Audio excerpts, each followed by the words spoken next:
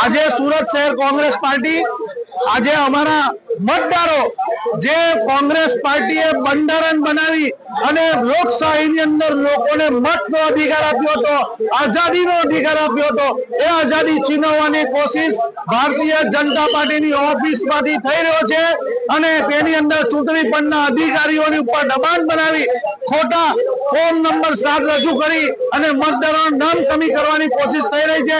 તેની સામે કોંગ્રેસ પાર્ટી આજે અહીં રજૂઆત કરવા આવી છે। જેણે ખોટી ફરિયાદ કરી છે તેની સામે ફોજદારી ગુનો દાખલ થાય અને તેઓને જેલમાં મૂકી દેવામાં આવે એ માંગણી સાથે અમે કોંગ્રેસ પાર્ટીએ રજૂઆત કરવા આવ્યા છે અને આ લોકોની સામે જ્યાં સુધી જેલમાં નહીં મૂકવામાં આવે ત્યાં સુધી કોંગ્રેસ પાર્ટી આંદોલન કરતી રહેશે।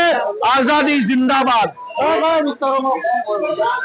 જે રીતે અલગ અલગ વિધાનસભાની અંદર છે, લિંબાયતમાં 30,000, કરંજ વિધાનસભામાં 12,000, માંડવી વિધાનસભામાં 20,000, પશ્ચિમ વિધાનસભામાં, ઉત્તર વિધાનસભામાં, પૂર્વ વિધાનસભામાં, તમામ વિધાનસભાઓની અંદર ખોટા ફોર્મ રજૂ કરવામાં આવ્યા છે ને આ વાંધા રજૂ કરનાર તમામ લોકો ભારતીય જનતા પાર્ટીના કાર્યકર્તાઓ છે।